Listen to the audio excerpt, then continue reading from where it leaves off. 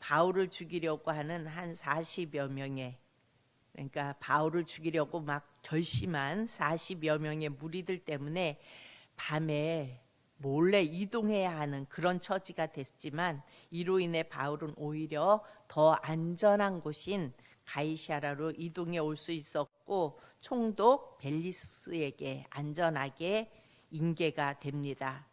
그런데 오늘 24절 1절에 보면요, 대제사장 아나니아와 장로들과 변호사 더둘러가 함께 와서 다시 바울을 고발해요. 거기까지 쫓아와서. 이 모습을 보면 정말 바울을 죽이고자 하는 이들의 열심이 참 대단하죠. 그걸로 끝나면 되는데 이미 가이사랴로 이동을 한 사도 바울을 쫓아와서 다시 총독 벨릭스에게 고발을 해요. 사도 바울을. 이 모습을 보면서 정말 세상과 마귀가 얼마나 복음을 거부하고 싫어하는지를 이 모습을 보면서 깨닫게 됩니다. 세상은 복음을 환영하지 않습니다.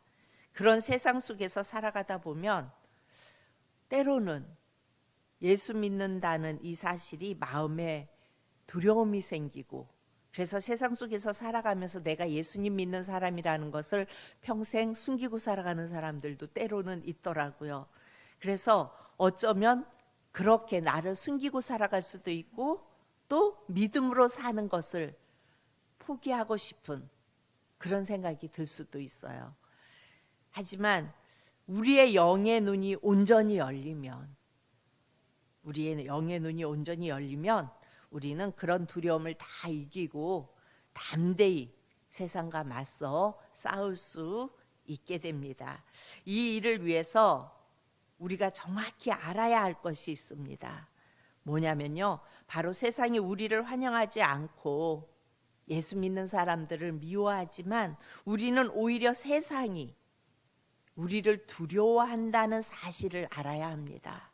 어찌 보면은 세상이 우리를 환영하지 않고 우리를 미워하고, 그래서 믿음의 사람들이 세상을 향해 두려움을 갖기도 하는데, 이것은 우리의 영적인 눈이 열리지 않았을 때의 모습이고, 우리의 영적인 눈이 열릴 때 오히려 세상이 믿음의 사람을 두려워한다는 것입니다. 정말 믿음을 가진 사람들을 두려워한다는 사실입니다. 오늘 대제사장 아나니아와 장로들이 계속 바울을 핍박하고 고소하는 것을 보면서 실상은 이들 안에, 그러니까 대제사장과 그 장로들 그리고 유대인 안에 큰 두려움이 있음을 우리는 보게 됩니다. 우리가 5절을 다시 한번 봅니다. 5절 시작. 우리가 보니 이 사람은 전염병 같은 자라. 천하에 흩어진 유대인을 다 소요하게 하는 자요, 나사렛 이단의 우두머리라. 이들을 대표해서 말하는 더둘러는 바울을 향해 전염병 같은 자라고 말을 해요. 전염병 같은 자. 이 표현은 1차적으로는 예수님을 믿는 자들을 약간 비하해서 말한 것이지만, 이 이면에는 또 다른 의미가 있어요. 전염병의 특징이 뭐예요? 여러분, 우리가 전염병의 그 안에서, 소용돌이 속에서 2년이 넘게 살아왔죠. 급격하게 퍼진다는 거예요. 이 전염병은 보이지도 않게 퍼져가잖아요. 지금도 그렇지만 이 당시에 전염병은 두려움과 공포의 대상이었어요. 그런데 지금 이들이 고발하면서 뭐라고 말하냐면, 이 사도 바울은 전염병 같은 자라고 그렇게 고발을 합니다. 실제로 초대교회에 믿는 자들이 베드로가 말씀을 전할 때 어떤 일이 일어났어요? 3,000명, 5,000명 회개하고 돌이키는 이런 사건들이 일어났습니다. 말 그대로 전염병처럼 엄청난 속도로 예수님을 믿는 이들이 증가하고 있었다고요. 또한 더둘러는 바울을 향해서 흩어진 유대인들을 다 소요하게 하는 자라고 말했어요. 유대인들이 다 디아스포라로 흩어져서 살아가고 있었죠. 그런데 이 사도 바울이 그 흩어진 사람들을 다 소요하게 하는 그런 힘이 있는 자라고 그렇게 표현하는 거예요, 지금. 그러니까 그들 안에 이 사도 바울에 대한 두려움이 있었던 것입니다. 당시 이 로마는요, 점령지의 평화를 원했기 때문에 이 유대인들, 흩어져 있는 유대인들을 선동했다는 것은 어쩌면 로마의 입장에서는 반갑지 않은 일이에요, 이 일은. 그리고 이것은 큰 제목이 될 수도 있었어요. 그래서 더들로는 바울이 유대인들을 소유하게 한다는 선동죄를 그에게 씌우려고 했던 거예요. 그래서 총독 벨릭스에게 데리고 가서 이 사람이 흩어져 있는 유대인들을 다 소유해서 그야말로 로마를 향하여 반역을 하려고 합니다. 이렇게 선동하고 있습니다. 이런 억지죄를 씌우려고 한 것입니다. 그러나 그 이면에는 또 다른 의미가 있습니다. 바울의 전도 사역을 통해서 어떻게 돼요? 이방 땅에 교회가 세워지죠. 그리고 이방인의 땅 곳곳에 놀라운 부흥이 임하는 것을 흩어진 유대인들이 다 보았어요.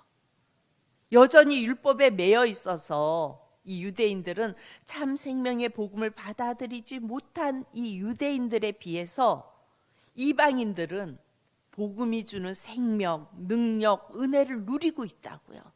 그 모습을 보면서 이들의 마음은 뭔가 모를 밀어내고 싶은 마음과 두려움이 함께 공존하고 있는 거예요. 자신들만이 선민이라는, 유대인들은 자신들만이 선민이라고 생각하죠. 그런데 그 선민이라는 잘못된 의식 속에 파묻혀서 생명 없이 살아가는 이들에게 이렇게 되어지는 이 상황은 결코 기분 좋은 모습이 아니었던 거예요. 그래서 예루살렘에 와서 바울에 대한 부정적인 이야기를 막 쏟아내고 어떻게 해서든지 사도 바울을 없애려고 했던 그들, 결국은 가이사랴로 사도 바울이 이동했음에도 불구하고 거기를 다시 쫓아와서 다시 벨릭스 앞에서 사도 바울을 고발하는 모습을 볼 수가 있습니다. 왜 그렇게까지 핍박하고 사도 바울을 공격할까요? 바로 그들을 향한, 그러니까 사도 바울을 향한 두려움이 이들 안에 있었던 거예요. 뭔지 알 수 없는데 저가 전한 말씀을 통하여 생명이 있고 일어나는 이방인들의 모습을 보고 그들을 향한 두려움이 이들 안에 있었던 것입니다. 바로 그러면서 이러다가 우리의 영역을 침범당하는 건 아닐까, 자신의 영역을 침범당하는 건 아닐까, 또 우리의 기득권을 저들에 의해서 잃지는 않을까, 그리고 역사의 중심에서 우리가 밀려나고 저들이 이 역사의 중심에 들어오는 건 아닐까, 이런 두려움이 이들에게 있었던 것입니다. 근데 여러분, 이런 모습은 오늘날에도 있어요.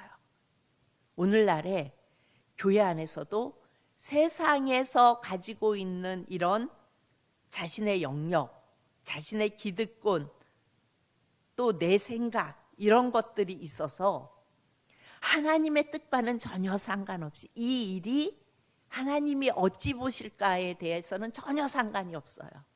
그리고 내 영향력, 내 기득권, 이런 게 중요해요. 그래서 주님의 뜻과 주님의 생각이 이것이 옳지 않다 생각하면은, 이것이 주님이 기뻐하시는 일이 아니라고 생각하면 내려놓고 주님이 기뻐하시는 일에 힘을 모아야 하는 게 믿음의 사람들이고 그리스도인의 모습인데, 어찌 보면 내 기득권, 내 어떤 영역을 침범당하는 이런 것들에 대한 허락하지 못하는 마음이 우리 안에 있어요. 제 모습을 이렇게 돌아보면 때로는 저 안에도 이런 모습이 있었던 것 같아요. 그런데 여러분, 이것은 세상이, 마귀가 이끌어가는 모습이고 마귀가 주는 모습이에요. 우리는 그리스도 안에서 이 어떠한 일들을 행할 때 이 일이 주님이 기뻐하실까, 주님이 이 일을 원하실까, 그것을 생각했을 때 때로는 내 생각이 그 안에 부합되지 않더라도, 내 기득권이 조금 상실되더라도 주님이 기뻐하시는 일이라면 그 일을 위하여 우리의 마음을 모아야 하는 것이 주님의 사람들의 모습인 것입니다. 그런데 이 두려움은 역반응으로 어떤 모습이 일어나요? 강한 저항과 반대를 하는 거예요. 우리가 어떤 일들을 이렇게 행할 때 처음에는 그냥 이게 아니고 저게 아니고 이렇게 가다가 나중에는 내 영향력이 좀 손해본다 생각하면 그 원 본질은 전혀 다 내버리고 반대를 위한 반대를 막 하고 있는 모습을 발견할 때가 있잖아요.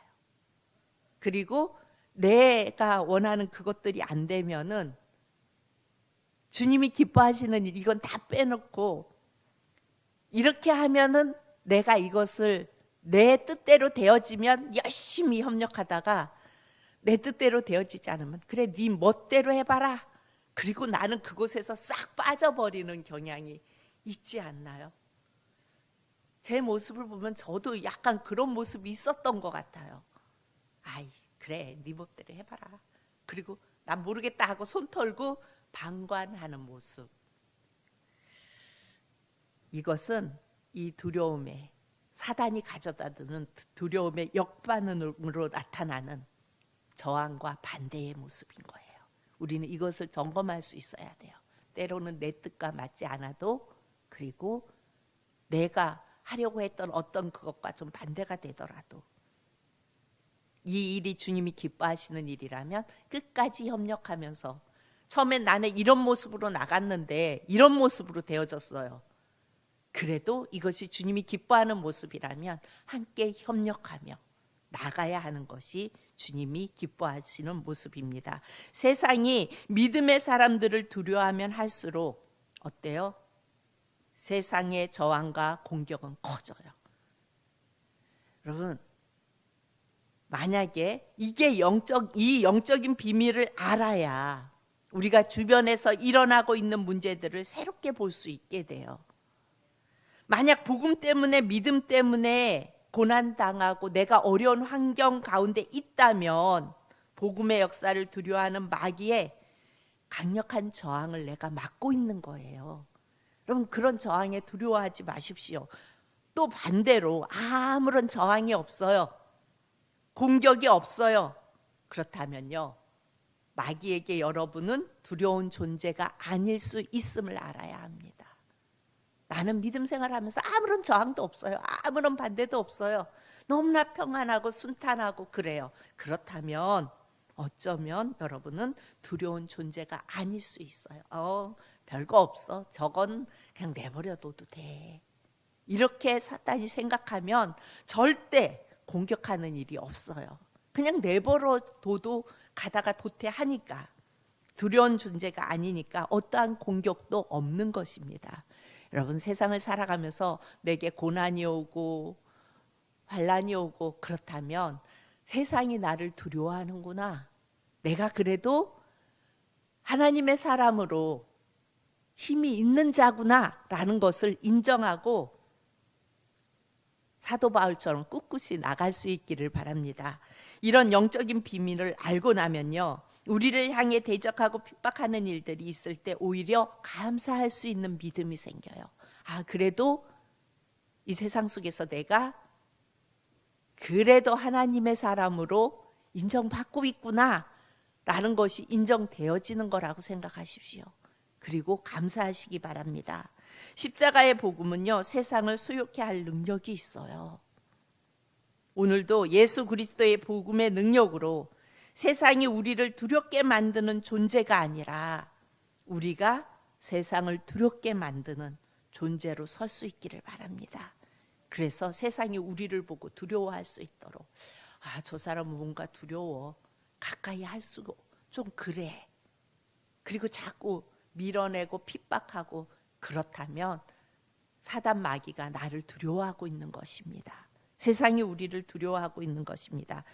그래서 우리는 어떠한 환난과 어떠한 저항이 우리에게 온다 할지라도 담대함으로 오늘도 승리의 깃발을 꽂고 주의 영광을 드러내는 자로 살아내실 수 있기를 축복합니다.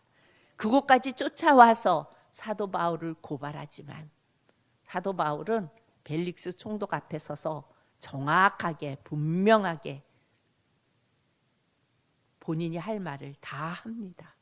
우리도 우리를 향하여 공격해오는 사단과 세상 앞에서 당당하게 설 수 있고, 그런 당당한 우리의 모습을 보고 세상이 우리를 두려워하는 그런 존재로 오늘 하루도 당당하게 승리의 깃발을 꽂고 살아갈 수 있는 저와 여러분이 될 수 있기를 축복합니다.